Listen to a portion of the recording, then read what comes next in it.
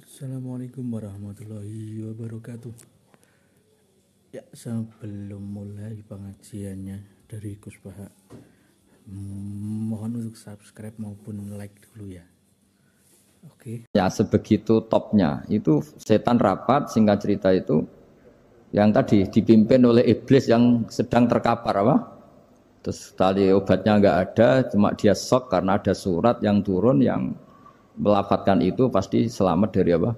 Neraka. Nah ini gimana saran Anda? Terus sarannya adalah bikin orang-orang itu lupa tidak baca Fatihah. Nah ini rapatnya iblis. Idzabu wajtahidu hatta tufilu qulubahum hatta la yaqulu hadis surah. Kala yuksiru qiraataha wa la yakunu lahum ajrun wa thawabun bal yakunu lahum adzabun wa iqabun. Kemudian yang terakhir saya beri ijazah tentang Al-Fatihah ya, karena ini surat yang populer. Kalau saya ijazahi Quran 30 juz pasti sampean enggak hafal. Atau ijazah surat Baqarah. Kalau mau Baqarah mau. Ijazahi surat Baqarah mau 2 juz setengah. Mau Mas Asep? Ya Fatihah aja yang gampang ya. Nah, ya kulhu Fatihah ini paket ringan ini. Tapi pahalanya apa? Besar. Ini beda ya, artinya selama ini mungkin Anda baca tapi monoton ya. Tapi ini saya bacakan teks aslinya tentang istilahnya itu mazaya itu kelebihannya Fatihah. Saya baca Arabnya dulu, nanti ini terakhir ya, ijazah tadi kan saran-saran umum tentang sosial. Ya, pokoknya jadikan kebaikan itu punya nilai sosial yang baik lah. Jadi nanti orang yang nggak amanah nggak laku. Ya, bupati, gubernur yang nggak amanah juga nggak laku. Begitu juga kiai yang tidak amanah juga nggak laku. Suami yang nggak amanah juga nggak laku. Istri yang nggak amanah juga. Sehingga kebaikan ini jadi nilai sosial yang dalam tanda kutip sudah keniscayaan. Yang diinginkan Allah itu seperti itu. Bukan kebaikan yang dipaksakan karena kekuatan negara. Maksudnya kalau bisa kebaikan itu tidak usah dipaksakan. Memang sudah satu kebutuhan. Kayak cerita-cerita di negara maju itu. Bahkan apapun jatuh itu nggak ada yang ngambil apa itu. Makanya gambarannya Mekah Medina kan gitu kan. Barang jatuh nggak ada yang berani apa ngambil. Itu saking sudah jadi sistem. Nah, sehingga banyak negara di Eropa itu yang sampai nggak punya tentara, nggak punya polisi karena kebaikan sudah.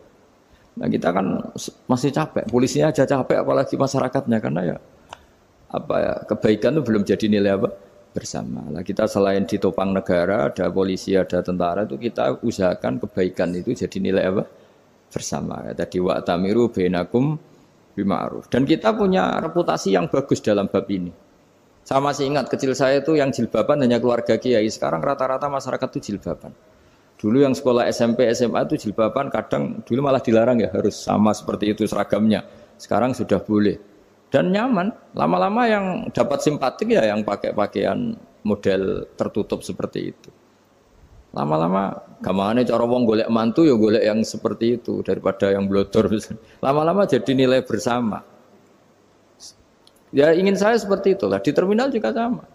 Orang mau makan cari warung yang kelihatan ada ayat kursinya, pakai jilbab atau paling enggak dia enggak mungkin lah nyuguhkan yang tiren atau yang haram. Akan ada garansi sosial, ada apa? Ada garansi apa? Sosial dengan penampilan yang soleh itu kan. Masa iya nyuguhkan oplosan babi gitu misalnya itu. Jadi nilai sosial itu harus harus benar-benar jadi nilai. Sehingga negara biar enggak capek-capek itu.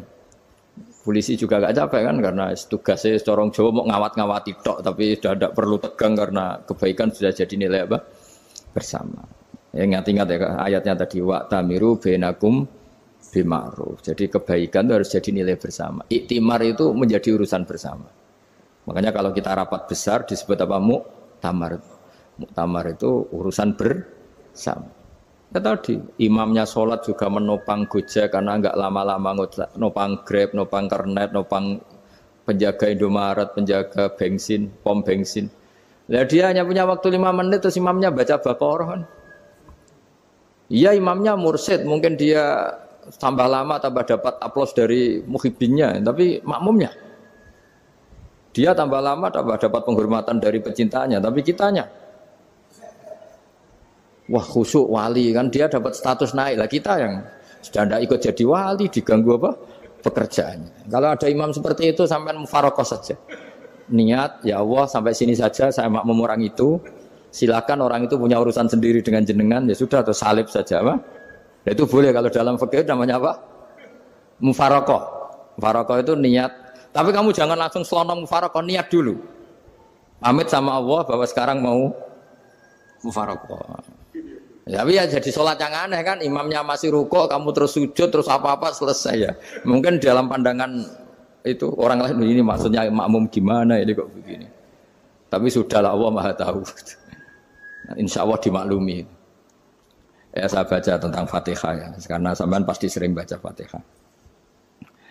Supaya apa sekaligus jadi jimat lah gitu. Jadi kalau kamu sering di jalan-jalan yang mungkin sepi atau mungkin kan tidak semua teman Grab itu nasibnya bagus yang di Semarang Jogja. Mungkin yang di Kalimantan di Papua kan ada yang 10 kilo gak ketemu rumah, ya kan?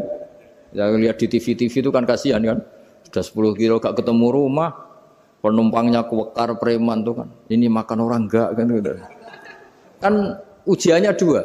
Kalau penumpangnya cantik itu ya kecoba syahwat, kalau preman takut. Jadi orang itu selalu ujian itu. Sing sedengan itu kan jarang orang itu. Jadi kalau penumpangnya perempuan cantik ujiannya itu syahwat, kalau preman ujiannya ketakutan. Kalau orang yang lemah bawa uang ujiannya kamu ingin garong. Jadi hidup itu memang semuanya ujian. Liyabluwakum ayyukum ahsanu amala. Makanya saya sering ditanya oleh teman-teman, Gus, nah ujiannya kenal wong wedok elek piye sama? Kenal wong ayu ujiannya syahwat, kenal wong elek ujiannya ngenyek, itu sama-sama dosa. Syahwat ya dosa, ngenyek juga dosa. Welek keriting untune metu ya dosa ngomong gitu. Kadang-kadang orang berpikir enak kancanan wong elek gak dosa. Kata siapa kancanan wong elek itu ya dosa karena bawaannya ngenyek. Ngenyek itu menyepelekan itu. Makanya saya itu ya enggak mau berteman sampean. Nanti kan bawaannya ngenyek atau seneng ya enggak tahu saya. Ya sudah ada takdir saja kalau ketemu ya tak ulang ngaji gitu. Tapi ini ngaji terakhir, setelah ini ngaji biasa aja enggak usah resmi gini. Ngaji kok resmi aneh. Pokoknya nanti suatu saat kalau pandemi sudah berlalu saya akan ngaji Rebone, lalu ini ngaji. Ini ngaji yang kurang bagus karena ngatur kiai kurang berkah ini. Nanti tapi ya lumayan lah masih mau ngaji. Ngaji kok tanggal ini jam ini. Sekarang suatu saat kamu tak panggil, Mas Wahyu datang ke sini jam ini tidak mesti bisa. Mungkin pas ada acara apa, oh, maaf ke sini pas ngecek pas apa gitu. Jadi ya sudah tapi tak maafkan enggak apa-apa. Takdir ya. Tak bacakan supaya sampean tahu keramatnya bismillah. Nah, sebelum saya bacakan bismillah Fatihah, tak beritahu tentang ilmu tafsirnya karena ini penting sekali. Fatihah itu dawuhnya Allah, tentu itu dawuhnya Allah. Saya ulang lagi itu kalamullah. Tapi yang sudah diberikan kesampaian ke kita semua. Sehingga seakan-akan itu menjadi dawuhnya kita ke Allah. Jangan salah loh ya. Fatihah itu dawuh Allah tapi sudah diberikan ke kita. Sehingga posisi kita itu yang punya itu. Nah kenapa ini perlu dijelaskan? Karena nanti ada kalimat iyyaka na'budu wa iyyaka nasta'in. Kalau itu masih kalam Allah, berarti Allah ngomong ke kamu, ngendikan ke kamu, kepadamu aku menyembah. Masa Allah menyembah kamu? Nah sehingga ilmu tafsir itu menyelesaikan itu dulu ya. Saya ulang lagi ya, sebelum sampean sering baca Fatihah, aku yakin ya sering baca. Tapi barokahnya tidak paham itu tidak pernah janggal. Enggak paham itu ya penting supaya tidak iskal, tidak janggal. Sebetulnya di kalimat itu ada yang janggal. Kalau Fatihah itu kalimatnya Allah atau kalam Allah, bagaimana dengan kata-kata iyyaka na'budu? Masa Allah ngendikan ke kita, kepadamu kami menyembah. Masa Allah menyembah kita? Maka penyelesaiannya secara ilmu tafsir gimana? Semua ulama mengatakan, bukan satu dua, semuanya mengatakan di Fatihah itu semuanya diberi kawalan kalimat. Saya ulang lagi ya, di Fatihah itu semuanya diberi awalan kalimat qulu, katakan wahai hambaku begini. Ya, katakan wahai hambaku begini. Nah, begini ini pelajaran dari Allah yang sudah diberikan ke kita. Terus kita mengatakan bismillahirrahmanirrahim, alhamdulillahirabbil, termasuk kita mengatakan iyyaka na'budu wa iyyaka nasta'in. Jangan bayangkan Allah ngendikan ke kita. Kalau Allah ngendikan kita berarti gini, hei wahyu ihdinas siratal mustaqim, tunjukkan saya jalan yang benar. Nah nanti kamu terus, ya Allah, Anda aja minta tolong saya minta tolong siapa kan? Jadi panjang kan? Ya, saya ulang lagi ya. Jadi itu di Ulumul Quran diterangkan gimana? Sebelum baca Fatihah, ya. Fatihah itu kalamullah, ngendikane Allah, tapi yang sudah diajarkan ke kita dan sudah milik kita. Sehingga kalimat itu menjadi milik kita. Tapi ya kalamullah, tetap kalamullah, tapi sudah menjadi milik kita. Sudah paham ya? Ya pinter nah. Ya, karena kalau tanpa penjelasan seperti ini Anda akan iskal. Bagaimana Allah, iskal itu janggal, bagaimana Allah mengatakan iya anak butuh. Kan jadi aneh ya? Ya, jadi tak jelaskan secara ilmiah ya. Jadi kata ulama-ulama tafsir, ayat-ayat Quran seperti ini sebetulnya dimulai dari qulu apa? Meskipun enggak dilafatkan. Itu kan sama dengan qul huwallahu ahad Muhammad. Katakan kalau Tuhan itu satu. Ya namanya Quran itu kan kalam Allah, membina nabinya, membina umatnya. Makanya dikatakan atau enggak, di sini tersembunyi kata qulu, katakan. Ya. Jadi ya ibarat apa itu?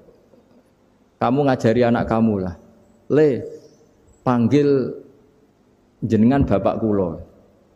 Itu maksudnya anak itu, kalimat itu kalimat kamu, tapi kamu ajarkan ke anak kamu. Terus anak kamu bilang, Pak jenengan bapak kulo. Nah, ketika kamu mengatakan jenengan, bukan kamu mengatakan jenengan anakku, berarti anakmu itu bapakmu, kan lucu kan? Anak kamu ajari jenengan bapak kulo. Kamu, engkau, bapak saya. Terus anak kamu mengulang jenengan atau kamu bapak saya. Berarti itu kalimat yang kamu ajarkan, tapi sekarang sudah milik anak kamu. Kalau itu kalimat kamu kan lucu, masa anak kamu bilang bapak. Nah itu seperti itu. Jadi ulama memberi solusi atau jawaban iyyaka na'budu wa iya, itu sebelumnya ada kata-kata qulu, katakan wahai hambaku, hubungan kamu dengan saya adalah katakan iyyaka na'budu wa iyyaka nasta'in. Terus hubungan kamu dengan saya katakan juga dalam doamu ihdinas siratal mustaqim. Jelas ya, jadi itu kalam Allah yang sudah milik kita karena diajarkan Allah untuk kita. Dong ya? Ya dong, gak jelas gak. Tapi bagus gak jelas itu bagus. Kalau kamu jelas gak jadi digrab, jadi gubernur. Min azimi fadliha kasratu asma'iha wa fadail ukhra. Ini cerita dramatisnya surat Al-Fatihah. Qala Abu Hurairah radhiyallahu anhu inna iblisa ranna khina unsitat Al-Fatihah. Jadi iblis itu begitu kesakitan. Ini kitab Abu Abul Farad karangannya Sayyid Muhammad Alawi, juga kutipan dari beberapa kitab. Yang jelas beliau sendiri juga ngutip dari beberapa riwayat di beberapa hadis. Halaman 123. Ketika Fatihah turun itu iblis kesakitan. Kayak orang sakit gigi lah, tersiksa sisanya karena turunnya surat apa? Al-Fatihah. Artinya kalau Anda baca Fatihah dijiwai, maka Anda melemahkan setan, melemahkan iblis. Wa qala Mujahid, khina unzilat Fatihatul Kitab ronna fastama indahu asyayatin. Jadi ketika Fatihah itu turun, iblis itu terkapar lah kira-kira. Sampai dijenguk banyak setan. Jadi kemana di ICU lah kira-kira gitu kalau sekarang itu. Entah Covid entah enggak tahu, pokoknya di ICU sampai dijenguk banyak setan. Enggak tahu bawa apa enggak tahu, pokoknya dijenguk banyak setan. Ono yang nyangoni karena ini apa?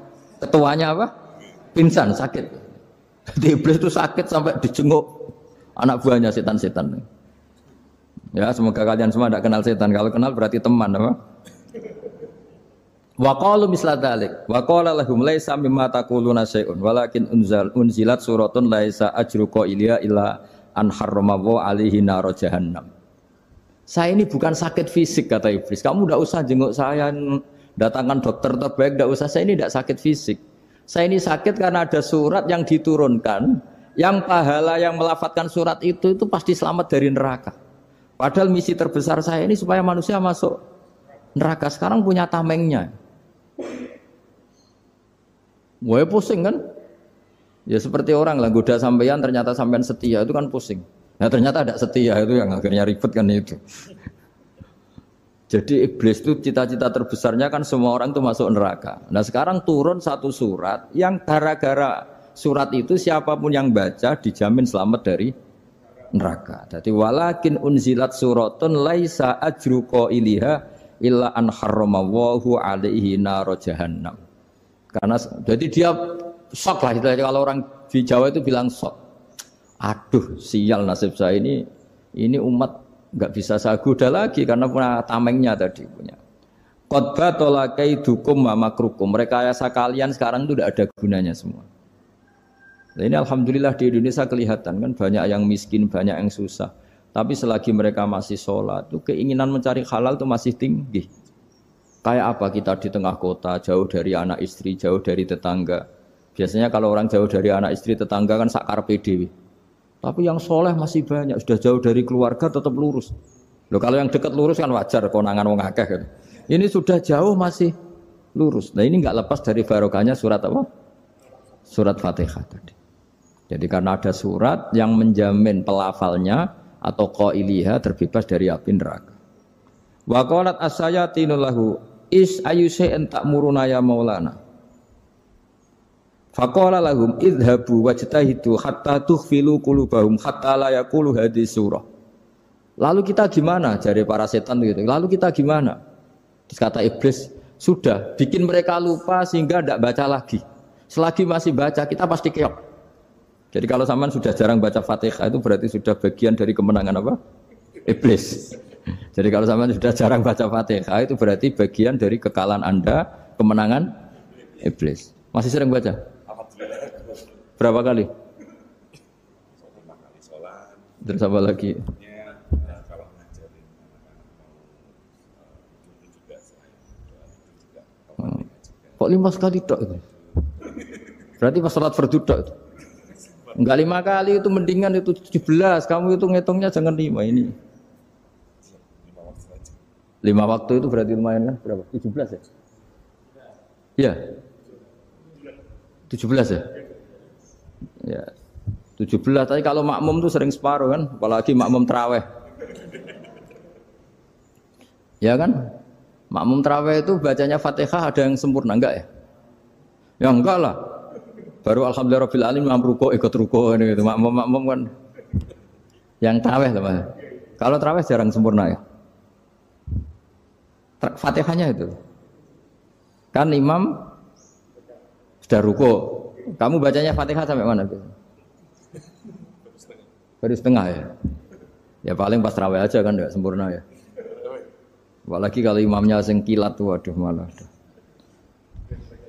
Nah, ketika Fatihah itu sebegitu keramatnya, sebegitu topnya, itu setan rapat singkat cerita itu yang tadi dipimpin oleh iblis yang sedang terkapar apa? Terus tali obatnya enggak ada, cuma dia shock karena ada surat yang turun yang melafatkan itu pasti selamat dari apa? Neraka. Nah ini gimana saran Anda? Terus sarannya adalah bikin orang-orang itu lupa tidak baca Fatihah. Nah ini rapatnya iblis. Idhabu wajtahidu hatta tufilu qulubahum hatta la yaqulu hadhihi surah. Kala yuksiru qira'ataha wa la yakunu lahum ajrun wa thawabun bal yakunu lahum adzabun wa iqabun.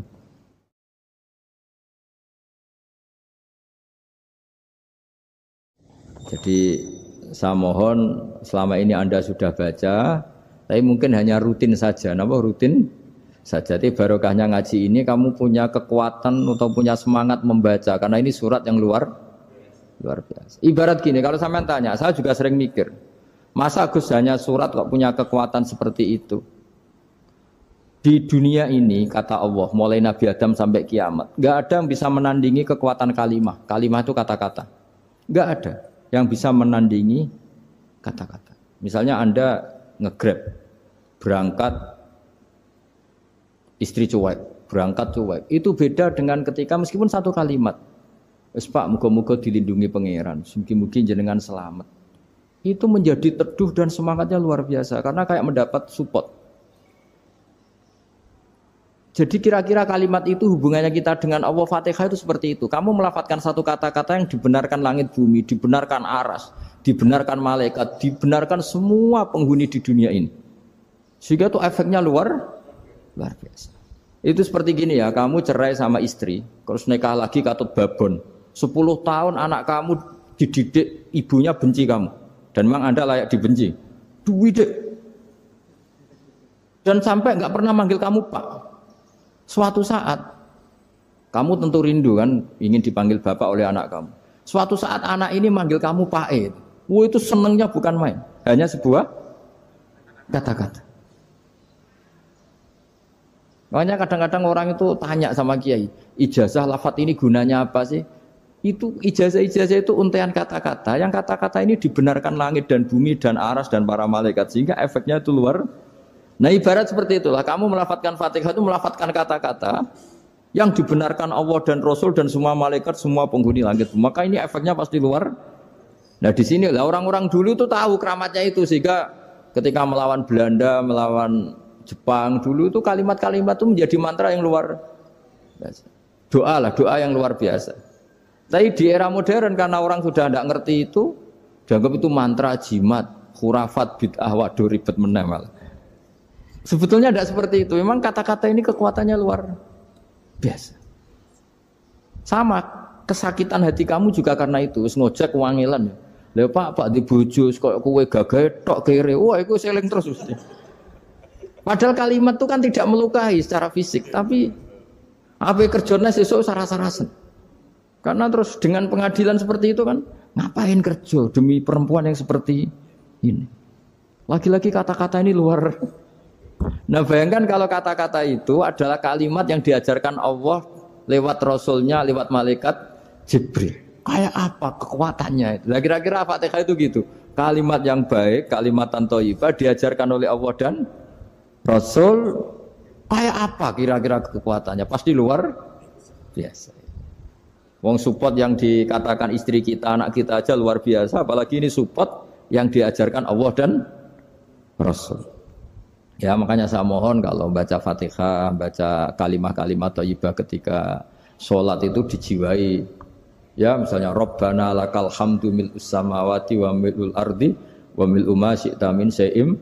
Engkau zat yang layak dipuji dan pujian ini memenuhi langit dan bumi. Karena kita tahu nggak ada sejengkal di alam raya ini kecuali di situ ada rahmat Allah. Misalnya kamu bisa lewat sampai rumah saya, kamu mungkin anggap biasa saja. Coba kalau ngalami likuifaksi, tahu-tahu bumi ini ambles, bisa ngelewati yang likuifaksi itu luar. Tanyakan orang pernah ngalami likuifaksi di Sulawesi, itu melihat bumi bisa diinjak gak ambles itu, wah luar. Nah, sampean gak ngalami itu sehingga lewat bumi ya biasa aja. Coba kalau ngalami seperti tidur, ya biasa aja. Coba kalau ada gempa, bahwa bumi tenang ini sudah nikmat yang luar biasa. Masa kamu ngakui nikmat nunggu digituin? Ya kan? Nah, makanya baca Fatihah dijiwai lah bahwa ini kalimat yang luar biasa. Nah, saya teruskan ya. Warwa Muslimun fi sahihihi an Ibnu Abbas radhiyallahu anhuma annahu qala bainama Jibril alaihi salam qaidun dan Nabi sami anaqidan min fawqih farafa'a ra'sahu faqala hadza babun minas sama futihal yawma lam yuftah qaddu ilal yaum fanazala minhu malakun faqala hadza malakun nazza ilal ardi walam yanzil qattu illal yauma fasallim waqal absyir binuraini qad uti tahuma lam yu'tahuma nabiyyun qablak Fatihatul Kitab wa khawatimu suratil Baqarah. Jadi suatu saat Jibril ini jagongan kira-kira gitu sama Rasulullah. Tahu-tahu langit itu gemuruh. Karena langit gemuruh kata Jibril terus semuanya ngangkat kepala ke langit. Ini pintu langit baru ini dibuka, yang sebelumnya tidak pernah dibuka seperti ini. Turunlah malaikat, yang malaikat ini pun malaikat spesial, yang enggak malaikat murahan kira-kira gitu, yang enggak pernah turun ke bumi kecuali juga saat itu. Dengan penyambutan yang luar biasa, dengan semuanya tidak pernah terjadi. Hanya karena bahwa surat Fatihah. Jadi ini surat yang luar biasa, pengawalannya lewat malaikat yang spesial, enggak pernah turun di bumi kecuali saat itu. Penyambutannya juga enggak pernah seperti itu, baru seperti itu. Jadi semuanya itu spesial. Nah, kenapa ini spesial? Karena di situ ada isi puja-puji kepada Allah Subhanahu wa ta'ala. Ada ikrar kita, alhamdulillah rabbil alamin, ar-rahmanir rahim. Ikrar ini penting. Kalau contoh paling gampang gitulah. Kamu punya istri selama ini cerewet terus. Suatu saat ngomong, "Pak, tak angen-angen ra ono wong lanang koyo sampeyan." Wah, itu langsung ndak ada lelaki sebaik engkau. Itu sampean senengnya Masya Allah. Karena ada ikrar dari seorang istri ke kamu. Nah, bayangkan kalau ikrar kita sebagai hamba diakui oleh Allah Subhanahu, maka ikrar ini akan dicatat sebagai kebaikan kita yang kita panen nanti di akhirat. Karena ada ikrar. Kita ikrar bahwa alhamdulillah rabbil alamin, kita ikrar ar-rahmanir rahim, kita ikrar maliki yaumiddin, kita ikrar iyyaka na'budu wa iyyaka nasta'in. Sampean misalnya jadi orang Indonesia, ketemu orang Indonesia yang makmur di Jerman, terus lupa Indonesia. Kamu orang Indonesia, enggak, saya ada orang Indonesia. Mangkel gak kira-kira? Mangkel. Karena salah ikrar kan gitu. Ya, jadi saya mohon jangan anggap kalimat itu hal yang biasa, tapi luar biasa. Nggih, ngoten mawon. Assalamualaikum warahmatullahi wabarakatuh.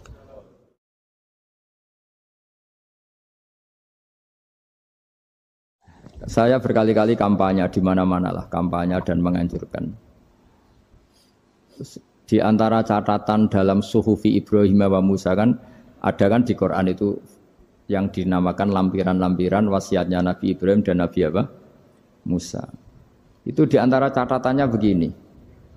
Orang yang punya akal itu adalah orang yang bisa menikmati sesuatu yang baik. Misalnya gini, contoh gampang gini. Kamu punya anak pertama atau punya anak yang masih kecil. Itu gendong tuh senangnya bukan main. Melihat anak sehat tuh senangnya bukan main. Mungkin saat itu banyak orang yang sedang maksiat dengan perempuan nakal atau dengan teman-teman nakalnya. Yang nganggap seperti itu tidak nikmat. Tapi andaikan ini ditimbang ya ditimbang. Yang maksiat betulan, misalnya paling ukuran bahagianya itu 70%. Tapi yang ini, yang nimang anak baru lahir atau masih kecil, corong Jawa ngeloni anak, bisa saja bahagianya itu sampai 100%. Artinya selama ini kesalahan kita adalah nganggap maksiat itu pasti menyenangkan dan taat itu tidak menyenangkan. Makanya saya berkali-kali fatwa, untuk melawan kenikmatan maksiat, orang harus terbiasa menikmati taat, menikmati kebaikan. Jangan kira kita nimang istri nikmat, nimang anak nikmat, ketemu teman yang lama tidak ketemu juga nikmat. Artinya kita akan melewati berjam-jam untuk jagungan sama teman, sama anak, sama istri. Dan itu harus kamu nikmati supaya mengganti tidak berkebutuhan nikmat yang lewat jalur maksiat. Jadi saya mohon sarana-sarana yang menyenangkan itu, yang taat itu kita maksimalkan. Makanya bapak saya itu sering pesen, kowe nak ngaji sing guyon, sing seneng. Nganti wong maksiat itu karena cari kesenangan. Coba kalau kesenangan itu sudah didapatkan saat taat, maka tidak butuh lagi kesenangan yang berbentuk maksiat. Makanya orang-orang wali dulu kalau sudah sholat itu gak bisa berhenti karena merasa nikmat. Makanya Nabi pernah ngendikan wa qurratu aini fi sholat, nyaman saya itu kalau sedang gak pernah tahu logika itu. Ya termasuk sing nate kula critakno teng mriki. Logika sing dibangun pangeran ra kena ditebak. Ndak niki kula cerita banyak supaya sampean hati-hati hubungan mbek pangeran. Nak ra iso muni wallahu alam, iku aman ya. Muni napa? Wallahu alam.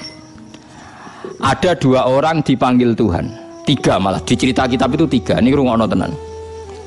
Yang satu tukang maksiat ning donya. Ratusan tahun dia di neraka.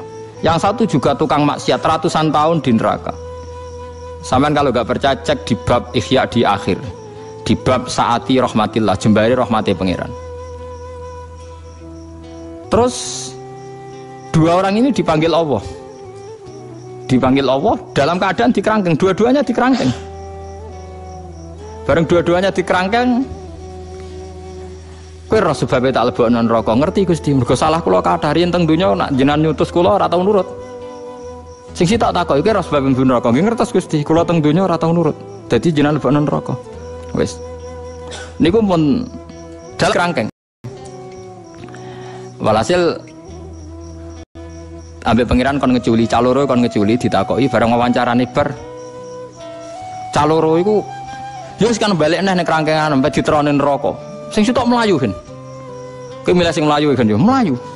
Mlayu cepet mlebu kerangkengane benane neraka. Sing sitok lelet. Kayak males nang mlebu neraka nek males lengaan males. Ini bukti logika Tuhan enggak bisa ditebak. Kita harus percaya riwayat. Nggih, percaya napa? Riwayat. Akhirnya ditakokin neh. Lho kok kesusu balik nang neraka? Niku Gusti, kula pun kuwapok mboten nurut jenengan. Zaman tentunya agar jenengan kengken lelet Gusti. Niki mun kuwapok, mulane jenengan kula langsung melayu Gusti. Ternyata pangeran haru jawabane baru. Wah, ya wis kene swarga wae perkarane oleh menurut kok tenanan. Perkarane melayu kan mlebu neraka iku. Mulane sing ngaji-ngaji teng mriki cobalah kalau disuruh masuk neraka.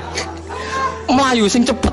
Paham ya mergo kita zaman ning donya dikon apik iku kan kesuwen to lelet lah ngono. Oh kan yo kon pun neraka mlayu. Takoki malaikat kok semangat kan. Wah nurut iki kok dadi kok. Akhire barokah nurut. Lho niki tenan niki. Ya wis kaya ahli swarga. Perkara niki saiki nurutem tenanan aku. Sing sita aku lelet males. Lho kok lelet langsung apa plengan niku Gusti. Keyakinan kula sakwise jenengan panggil ning swarga betul neraka malih. Jadi kula nu nyangka kula nggih mun bar teng neraka kula saking husnudzon jenengan panggil mriki keteng mriki terus. Ya dili bener wae pangeran ya sing mlebu swarga wae. Dadi dua logika yang sama-sama dibenarkan apa? Allah. Lah sing sitok iku ana wong dipanggil pangeran. Kowe kena apa kok mlebu swarga? Ya mergi kula ora tau maksiat, mulyali ora tau maksiat taat terus wae jenengan. Iya, tapi mlebu swarga mergo rahmatku, ora iso mlebu swarga krana ngamal. Mboten Gusti krana amal kula, kula tak rewangi ra maksiat krana taat nggih mergi ben mlebu swarga. Jare pangeran, iya ngamalem 80 tahun ning donya 80 tahun. Berarti swargane 80 tahun. Wong jarem krana ngamal kan impas kan? Ngamal 80 tahun swarga. Mboten Gusti, jarene swargane jenengan selawase. Iya nak selawase iku rahmatku, nak ngamalem ra cukup. Wong ngamalem 80 tahun kok yo swarga. Selawase. Entek nek. Nggih mun Gusti kula sak nggih swarga kron fadhole jenengan. Gak aku wis kecewa neraka kowe. Wah bareng dikon mara neraka wong iki gak gelem. Perkarane dekne rumangsa ning donya ora tau maksiat. Lah kenapa plengan? Kula mboten purun Gusti. Perkarane kula teng donya taat terus. Ya ora ya saiki kira taat iku alasan mlebu neraka. Lah manyoro to. Sekarang kan dikon bun neraka ora gelem, Den. Ya saiki iki ya malaikat sekseni saiki ra nurut aku, takon bun neraka ora gelem. Ya mulai saiki kita hitung ra taat lho, takon bun neraka ora gelem. Lah jadi kita tidak pernah tahu cara berpikir Tuhan. Kita mau duwe riwayat. Lagi pentingnya wong alim, jadi wong alim kudu sinau terus, ben duwe riwayat akeh terus disebar ning umat. Nak nyebar ya sing ikhlas, wis kaya ora ono apa-apa bar wis. Ikhlas wis bar wis ora ora. Sampeyan wis wae ning ora-ora masar wis ketemu sapa ora jelas. Nak video kelas ya ora ketemu ngono ae ora ora. Penting jadi kita tidak pernah tahu. Jadi kados niki Abu Bakar cara dekne normal seorang bapak dendam demi anak. Tapi logika Tuhan ala tuhibbu na yaghfirallahu lakum. Kaya ora seneng nak pangeran nyepura wallahu ghafurur rahim. Terus dari Abu Bakar bala ana uhibbu yaghfirallahu. Kulo ki seneng jenengan sepura. Nak seneng tak sepura ya iku mau sebagai donatur jogeman leheran. Dadi donatur dikecewa napa? Leheran. Nak pangeran takokan ngamal soleh dikecewa. Entek sampe. Lho Anda kecewa sedekah berarti kecewa be amal napa? Padahal Anda masih mampu secara rezeki. Nak pangeran takokane ngono. Ngamal soleh jawab kecewa ora bar kan. Kalau dene ora malah di dhuwit ada kecewa barang takoki pangeran ngono malah repot. Mbok nak kowe ndake tetep anggaran itu tetap Gusti cuma ganti orang. Ya mbok nak pangeran mbok terangno jlimet ngono ya ora roh asal kowe wani ae. Wani zaman nerangno sinten? Pangeran. Niku apike Islam. Islam lu agama sing indah. Zina iku dosa gedhe. Enake wong liya ora perlu kena cap zina. Mergo sing nuduh diancam hukum qadzaf. Kula baleni malih. Wong zina ora elek-eleke wong. Tapi kemungkinan ada yang tersangka iku kecil. Mergo sing nyangka diancam hukum napa kok qadzaf. Dadi intine kan zinane iku ana tapi sing nuduh ora ana, perkarane nek nuduh gak ana bukti. Lo inu fid dunya wal akhirah. Mulane ora usah nuduh kurang penggawean ben ora wis urusane napa dhewe-dhewe ben sing ora ora wis. Pokoke agama Islam ku kepenak gitu. Dadi ora repot. Semuanya paling enak wis ngopi, marung, mangan, guyon, bariku rokokan, kok rokoknya rugen terus turu, bar turu ngorok terus tangi, subuh, bar subuh ngopi neh rokokan terus mergawe, wis ngono. Sore sesuai tuwa mati wis bar. Wis ora usah ruwet-ruwet terus. Tapi misalnya sampean mau menyelesaikan bangsa ini, coba Indonesia kamu rumuskan pakai apa coba? Kalau Anda merumuskan perdagangan bebas ngene-ngene benang cepet sugih, cara pangeran wong donya kok ora rusak, donya nggone rusak. Sesuai rencana Tuhan donya iki menjen rusak. Misalnya kayak ngrumusno ben saleh kabeh. Ya sesuai rencana Tuhan mesti ana sing saleh, ana sing napa? Dolim. Ya sembarno. Wae ngaji-ngaji, wae mulang-mulang sampai ngenteni mati ampun bar. Ada kowe sok mikir sing duwe-dunya tersinggung malah repot. Enggak ada cara mutasawuf ngoten dait tadbir. Kula cek apal redaksine hikam. Dait tadbir fama qoma bi wairu kala tukim bihi nafsak. Donya ku mbaro ora usah mbok atur. Donya ku ana sing duwe. Nek ana sing duwe ya ben sing duwe sing ngatur. Kowe ora usah melok. Lho kita ingin ngurusi dunya ku gara-gara kita di nafsu. Misalnya kayak bayangno Indonesia yang tertib, yang bebas korupsi, bebas kriminal. Lalu kalau Anda mengatakan Indonesia berarti keangkuhan, kenapa Anda merasa menyelesaikan masalah se-Indonesia? Bukankah yang di sekeliling Anda hanya keluarga Anda? Kalau alasannya keluarga Anda tidak cukup, Allah protes. Cara Allah wong iso mangan, iso ambekan wis cukup. Kowe kepingin di mobil, di pesawat macam-macam. Jadi wis akhirnya malah salah paham tok mbek pangeran. Wis menengah ya tok. Sing katakoki pangeran ning dunya cukup, cekap lho Gusti, pun mangan pun ngombe. Nah kita ngomong di mobil kira duwe kok cukup cekap mesti wong ra di mobil iso urip. Nyatane kula tesen apa urip. Mun takois. Tapi yang rasa sugih nggih sugih Gusti. Ya krasa melarat, nggih melarat Gusti. Lha piye to kok sugih ya melarat. Wah sementing nggih ngono aja sampe bantah iku sekali bantah perkara. Nggih sekali bantah napa? Kados wong saleh sing ning akhirat terakhir kon bun neraka gak gelem. Akhirnya pengiran, ya saiki kira nurut, ya saiki alasane aku mlebokno kowe apa? Lah kula sing haru sing melayu pun neraka, wah kondang tenan niku. Mumpun kapok kula Gusti bantah jenengan. Mulane kula kesusu melayu mlebu napa? Neraka. Ternyata pengiran haru. Lebokno swarga. Tapi sak rugen sing melayu aku yakin dibarno.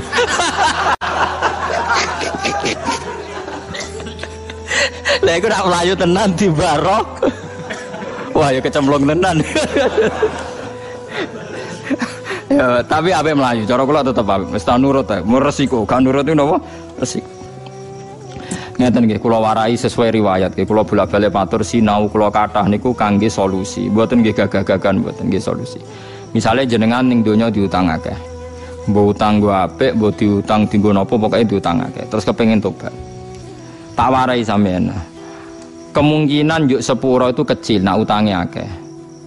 Lah soal kiai ngumumno nggih niki nak sing di hak adami sepuro nggih sing muni nggih sing ra ngutangi, paham ya? Dadi ku sing muni nggih sing ora ngutangi. Kula pertama dadi kiai teng desa kula niku jarang istibra istikhlal, diprotes mbek kiai-kiai. Gus kok ora istikhlal. Biasanya kan nggih sing gak ada salah jenengan sepuro nggih, sing utang-utang jenengan bebas nggih, sepuro nggih banter-banter ya rugen-rugen sing ra ngutang-utangi mayit itu. Sehingga kula mikir, istikhlal iki ora ono gunane, perkarane sing muni nggih banter iku sing ora ngutangi. Lah niku carane ngeten nggih. Niki teng hadis sahih. Sing penting sampean niku kekasih pangeran sih, dadi wong bener sih. Utangku nak iso ya disaur, nak terpaksa ra iso ya wis keben. Umpamane ra iso. Kowe misalnya ada omah malah bojomu ra ndek omah misalnya. Lah carane piye nek saleh tenan iku masyhur ya. Dadi Allah sing ra iso nyepuro iku den utang. Bahkan nabi ku ora gelem nyolati wong sing gadah utang. Dadi critane den ngeten niki kula mboten main-main nggih teng fatwa niki. Nabi ku wong syahid wae dene dihisab. Pemene sing ramati napa? Walhasil Nabi rawuh di salah satu sahabat ditakoki akana alaihi denun. Apa punya utang? Punya ya Rasulullah dinaroni. Terus Nabi ya sallu ala sahibikum. Nabi ku ya seni. Ya kancam salati. Jadi Nabi ra kersa nyolati tapi menyuruh sahabat menyolati. Lha iku hebate Nabi. Walhasil terus Nabi pas mau kondur gitu tidak mau nyolati, ada sahabat alayya ya Rasulullah dirhamani. Ya saya utang itu nanti saya sahur. Nabi kembali lagi mau nyolati. Nah sehingga terjadi tradisi kiai-kiai supaya mayit ini terbebas dari utang diambil alih yang hidup. Paham ya? Supaya mayit terbebas dari utang diambil alih yang hidup. Tapi masalah wong nak melarat ra iso nyaur, kemungkinan anak iso nyaur ya kecil. Mung bapake apa meneh napa? Anake. Lah kiai sing umumno ya mau rutin tok, wis tugase ngomong ngono ya ngomong bar ya mulai wis ra mikir wis. Nah cara kula ini yang ada di hadis sahih. Ada orang kekasih Allah utangnya akeh. Ya lucu wali kok utangnya akeh, tapi ben kono, tapi wali den.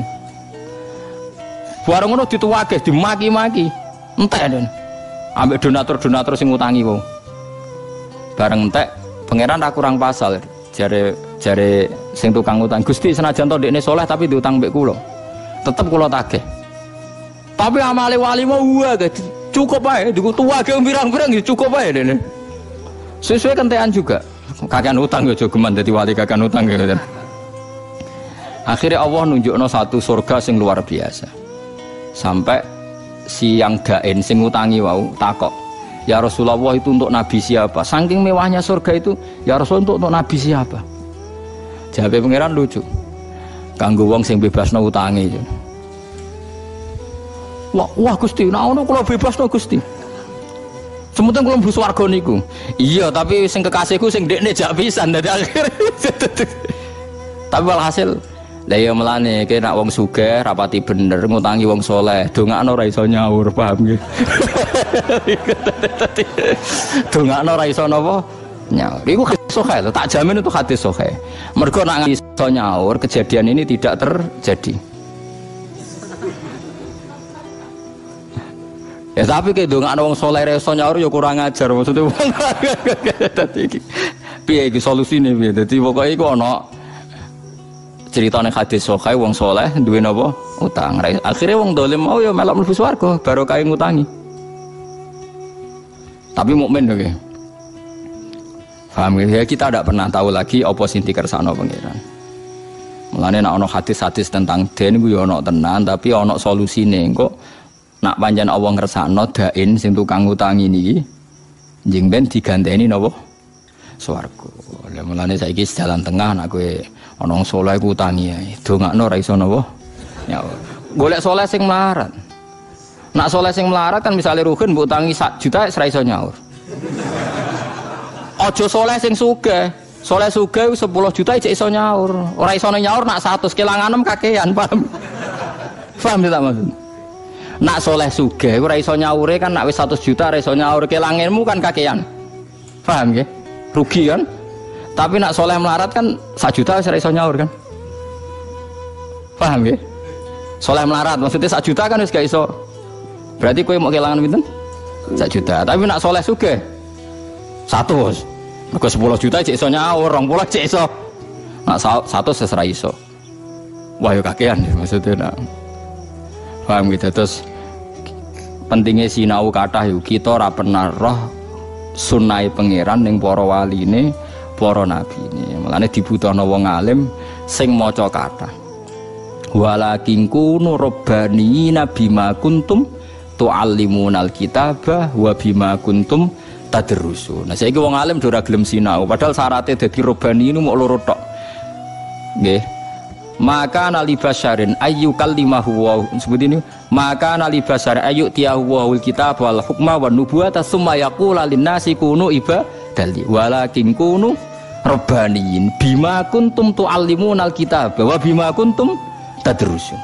Syaratnya dadi rabbani ku loro, sinaune yo akeh mulange akeh. Dadi bima kuntum tuallimunal kitab sebab kowe mulang wa bima kuntum tadrusun kowe yo cek der. Lah namu balik kan mulang terus ora tau sinau. Lah rungokno pidatone ping 3 ae nek ora kembare wis 90%. Pertama kowe ku agum rungokno ning nggon liya. Mbok ping 3 wis. Wis padha wis, ilmune entek pun telas. Pun telas. Tapi kayak gedeng ya ora oleh. Nggo rame-ramenan Islam paham ya. Tapi ya iku. Tadrusune kurang. Padahal syaratnya robanin bima kuntum tu'allimunal kitaba wa bima kuntum tadrusun. Sebab dersan mu sinau. Kula riyen ya ora roh nak hukume pangeran ning akhirat ngono ora roh. Kula pas maca kitab no.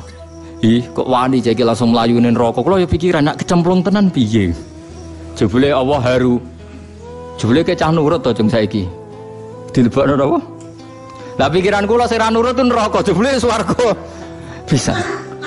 Lah sing zaman ning donya saleh ngeduk-ngedukno ngamal malah ahli neraka. Ya itu kita ora tau roh. Ya baru kae sinau dadi roh. Mun kula terusaken nggih. Allah niku nak damel hukum niku beberapa kali dinasah. Dinasah ora kok krana Allah salah utawa merevisi hukum mboten. Dari awal hukum itu punya muddah. Nggih kula warai cara usul fikih nggih, tak warai cara usul napa? Fikih. Ngeten nggih. Iki rungono ya. Misalnya saya bilang bayi itu harus disusui ibunya 2 tahun. Dan sebaiknya balita itu minum susu 2 tahun. Kemudian setelah umur 3 tahun saya bilang ini suruh makan nasi, tidak usah mimik susu. Oleh tradisi fikih begitu dianggap nasah mansuh.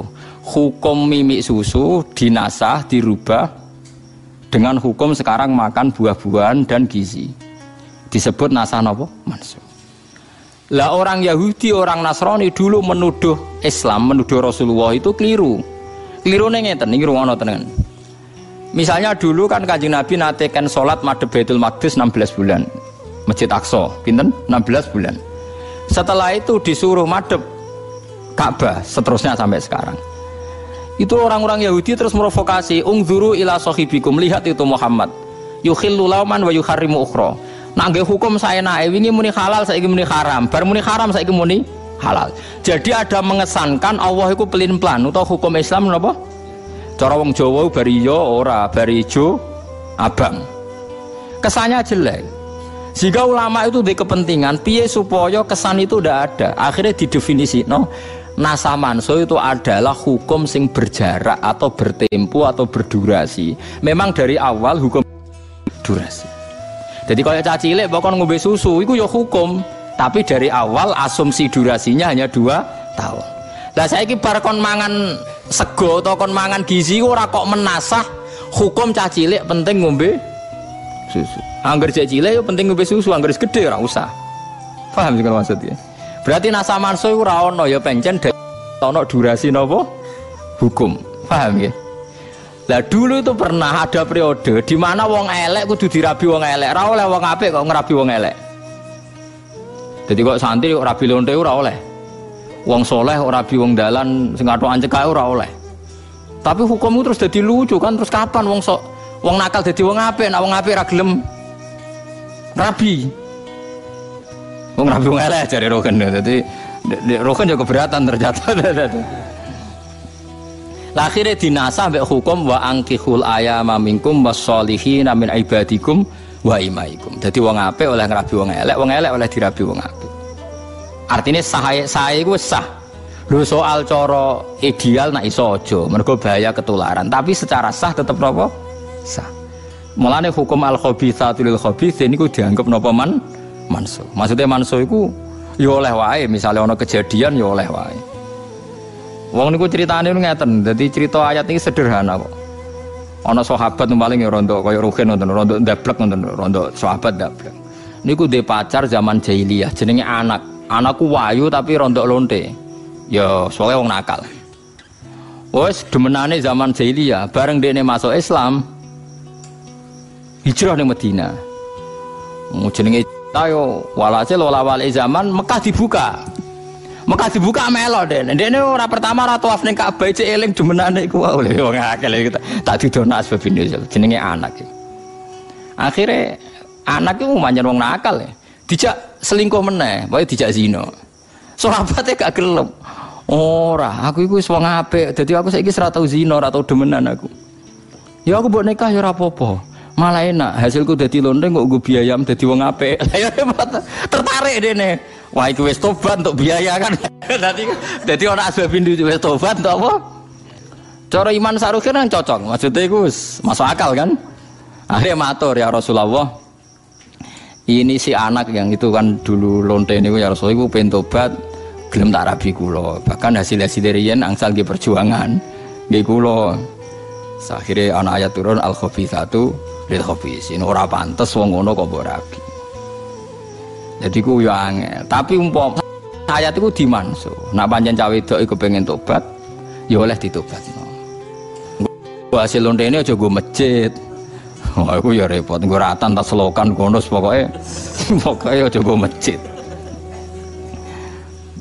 Lah iku melane dadi hukum iku ana asbabun nuzule. Paham gitu dadi ora oleh dipukul rata. Wal khabithuna te pro-pro wong lanang elek minan nas ya lil khabithin kedhe wong wedok sing elek utawa kalimat sing elek mimma sing perkara dikira kang den sebut apa ma. Wa thayyibatu te sing suci mimma sing perkara dikira kang den sebut apa ma li thayyibin kedhe wong sing suci minan nas. Wa thayyibuna te pro-pro wong lanang suci minhum li thayyibat mimma dikira. Ayla iku tegese te sing patut bil khabisi kelan barang elek ya misluwis padane khabis. Wa bi thayyib lan sing pantes kelawan barang apik ya misluwis padane thayyib. Amane nak wong apik entuk wong apik, wong elek entuk elek. Normale ngono, maksude adate ngono. Ora kok terus dadi hukum misale kiai rabi wong elek, wah nikahe batal wong apik kok entuk wong elek. Ya ora iso. Lah terus wong eleke dadi apik kapan kan ngene. Iki ora usah mbok jero-jerono. Gara-gara mau lho sebagian sahabat ono sing ijek eling mantan-mantane niku ora kok. Ya oleh wae wong eling ora oleh. Kira eling mergo ora duwe mantan ngono, ora kok kowe wong apik ya ora mergo ora duwe napa? Mantan. Nek wong apik ku ya pas-pasan ya akeh. Mulane jare pejabat sing korupsi ki ora korupsi perkarane ora tau napa? Ora tau jabat. Nah, ora di kesempatan. Cara duwe ya luwih parah. Padha wae. Mulai kau te mengkono-mengkono kabeh. Mulane bener niku lho, Liga Tato sa Indonesia nu bangga sih. Karena enggak ada kelompok yang terlibat korupsi. Semua koruptor tuh bersih-bersih, enggak ada yang bertato. Wah, ya repot nanti. Jadi Liga Tato Indonesia itu bangga karena semua koruptor tidak ada yang tato. Jadi kelompok kita tidak ada yang terlibat korupsi. Koruptor kan resik-resik, kan nggak ada yang bertato. Selama ini orang bertato itu identik dengan maling, orang-orang jelek. Tapi kali ini baik karena tidak ada koruptor yang apa? Bertato. Ya nak jangan ngono ya nak bener ya. Koruptor kan gak ada yang tatonan. Ya geneman kok ngono. Ulai kau temu kono kafe ku atau ibun atau ibat minanisa minhum lan wis tengah sange kabeh Aisyah tu ta Aisyah wa Sufyan lan Sufyan mubarrauna iku dibebasno kabeh utawa wong sing hakikate bebas kabeh mima sange ngopo ayakuluna kang ucap sapa wong akeh ail khabisun sing wong elek wal khabithat minanisa sange pira-pira wedok fihi min dalam kabeh lahum te wong akeh thayyibat minanisa wong apik-apik maghfiratun ta pengapuranan wariskon lan rezeki karimun kang terhormat fil jannati ing dalam swarga. Wa qatif takharat lan teman-teman bangga sapa Aisyah tu Aisyah bi asya'a kan pro-pro perkara. Minha iku setengah sange asya' anha sak temene Aisyah iku khuliqat udin gawe sapa Aisyah tibatan tata ibatan hale suci. Wa idat lan den janjekno sapa Aisyah den janjekno maghfiratan ing pengepuranan waris kon rezeki kariman kang terhormat. Terus masalah hukum eling-eling nggih terus hukum niku wonten nasah manso nggih nasah manso ben sampean ora ketularan wong Yahudi. Cara berpikir jangan revisi itu kan kesannya kurang baik diperbaiki. Padahal nggak mungkin kan Allah itu dulu merasa tidak baik, sekarang merasa lebih pinter kan nggak mungkin. Mungkin betul mungkin kan. Makanya takrif nasa manso paling selamat niku dari awal Allah bikin hukum ini punya mudah, punya tempo. Dan suatu saat tempo ini terlewati, kemudian hukum ini sudah tidak jalan. Paham gitu? Bukan berarti ada revisi kurang baik diperbaiki.